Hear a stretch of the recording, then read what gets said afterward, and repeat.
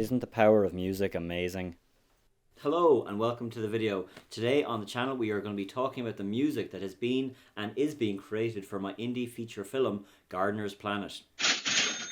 So we have a terrific composer on the project called Madil Hardis. It's amazing that after 3 years of working on this project, she has kind of helped me to see the film in a new kind of light. So let's dive into talking about the music. We'll also be meeting her, and we will also be sharing some of the music she has created exclusively in this video. But before that, I need to make some space because I cannot work in this room. So let's make some space to make this video and also work on my film. So here's some footage of me behaving like an absolute clown. I'm staying in Tipperary town at the moment, and one of the major issues I've had as I've been traveling around the country for work is just trying to find the space to be able to continue to work on the film. So many of these tiny rooms I'm staying in don't have any tables, and it's really, really annoying. Finally, I do succeed in going down and taking over the breakfast room.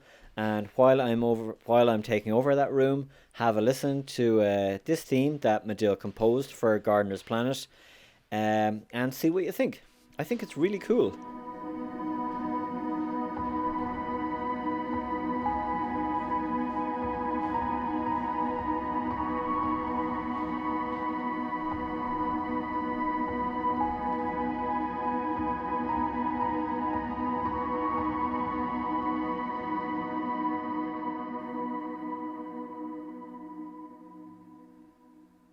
And that evening, I do have the opportunity to walk around Tipperary town. So while I'm enjoying my walk around the town, enjoy this next theme for the film composed by Madil.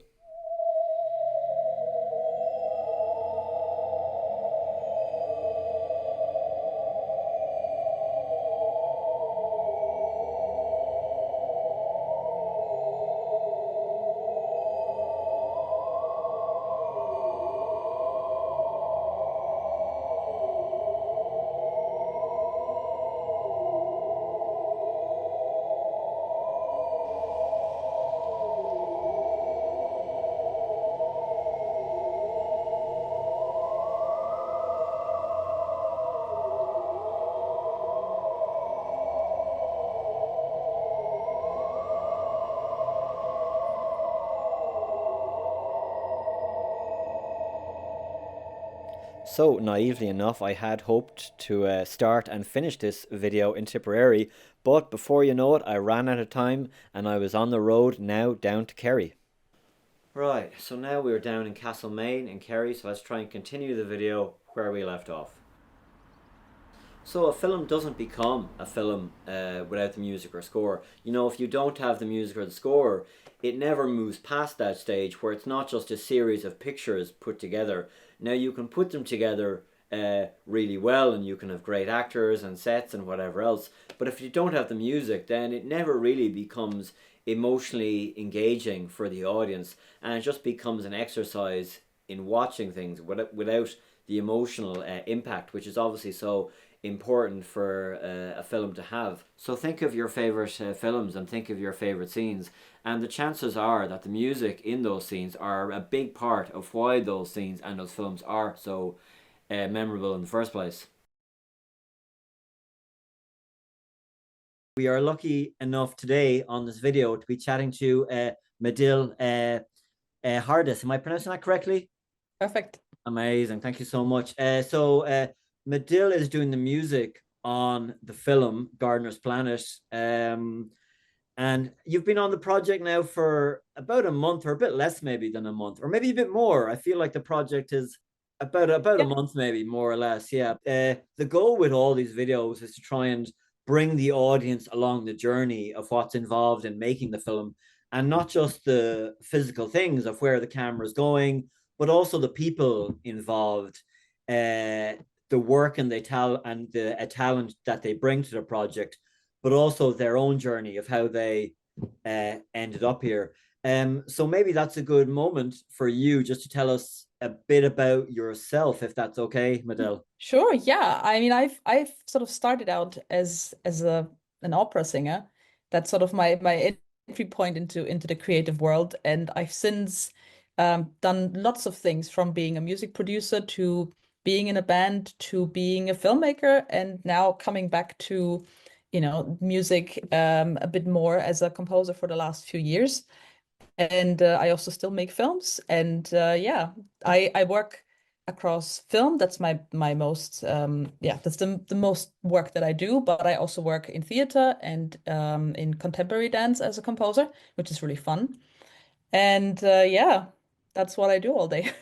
I think we have something in common there because, I always kind of, I hate to use the word dabble, but I would, I would have done a lot of animation and some theater and then come into film. There's always a kind of idea that you have to kind of uh, focus and do one thing. But I've never found that to be true. And maybe you found it the same way, that you can do different things, go from animation to theater, or in your case, go from the opera to creating your own music to film. And I always find when you move from those different things, when you come back to maybe where you started, you can bring a lot more to it. Yeah, that's 100% true. I think there are so many, if you stay within the creative industries, there are so many skills that are transferable. And also, as an artist, you just grow. I don't think I'd be able to do any of the things right now if I hadn't gone through all the other stuff beforehand. So it also just shapes what type of artist you are. And I like, that I've come to this from a different angle than most people. I think most film composers, they study film composition and there's just things that they maybe can do that I wouldn't be able to do, but also I had a lot of time to develop my own voice and make art and music that I really like, not for anyone and not approved by anyone. And that shapes you, I think. And yeah. What kind of challenges have you found in doing the score, or what was difficult or what was easy? I guess would be a good question. Yeah, I think I just want to add to what you said. Like, I think every composer brings something different to a project, and I think there's lots of talented people out there that can, bring something like this to it. But obviously, everyone has their unique language. And even though, my website doesn't necessarily show it, I am a huge sci-fi fan. I so much so that I have an alien tattoo on my arm. Oh, And cool. so I guess it's maybe a mixture of like loving this. I think the first clip that you sent me was the plant monster. Mm, And I immediately knew that I wanted to do this. I just fell in love with it. I have a really deep love and appreciation for practical effects and also for creating a world. And there, I think the film is really unique. I don't want to give away like some of the things I really love because they're more towards the end. I can tell you mm. later maybe. But it's just very unique in the perspective, from someone being the hero that is a gardener, someone who has like an appreciation for environmental things and comes from that point of view. And even though it's a comedy, so obviously we're not being like dead serious about anything, but there is like a layer to it that I found really interesting. Easy and difficult. So easy in the sense that when I like a film or love a film, that makes my job 200% easier. It's just really difficult to score for something that you don't quite understand or don't quite get. And I nowadays, I would turn down a project if I don't feel like I get it or if it's not a good match or whatever the reason might be, if there's no connection. So there being a very strong connection that makes everything much easier. And we have great communication. Those are the two biggest barriers, honestly, for anything when working together. Challenges, I think just getting the tone quite right and making sure that every scene sort of lives in the right way. And we've got all the musical material. Now everything needs to be put into place. So that's going to be really important to see like where something different needed. It's the details now, I think. So thank you so much to Madil for coming on, talking to me. She was so interesting and so smart, and I definitely have the right person for the job, so I'm really pleased there. Obviously, I wasn't able to fit in all the interview into this video, but I will be uploading that on the channel in another video. So do check it out when that gets uploaded, and I'll put a link in this video when I do, because she had a lot of really cool things to say, and it's really worth taking the time to listen to that. Right, so here are some reasons why music is so important in movies. Number one, they help set the mood. A creepy atmospheric soundtrack helps a haunted house movie, and a light, snappy score might help a romantic comedy. Imagine a haunted house movie without that score. It just wouldn't feel the same and it would not work. This is also a big help to filmmakers as well if your scene isn't working, by the way. Number 2, music can help give us cues about what's going on, especially if there is no dialogue in the movie. It can also help guide the viewer's emotional journey of the film and kind of foreshadow events that might be coming up. Number 3, it can help control the pace of the film. If you're doing an action scene, you might want fast music to give the action a sense of forward momentum, while if you're doing a slower, maybe a dialogue scene, you want more subtler music to evoke maybe the actor's emotions or feelings at that moment.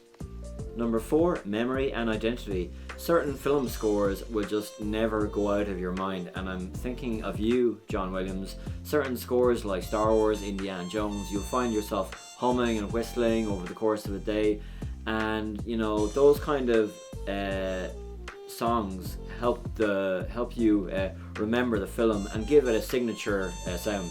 And number 5, immersion. A well-scored film can help pull you deeper into the world of the film. And this is important, you know, for taking you out of your seat and make you forget that you're watching a film, and really make you more experience the sound and experience the music and feel the music rather than always hearing the music. And this is just a key part of the cinematic experience. Right, okay, that is really all we have time for in this video. Hopefully you found it interesting, entertaining, or educational, or one of those at least. And if you did find it any of those things, do please consider liking and subscribing, and we'll be back with another video on everything that goes on in an independent film, in the world of independent filmmaking, and whatever else is going on in my life 2 weeks from now. It'll be all put anyway in another video. Thank you for watching, and we'll see you then.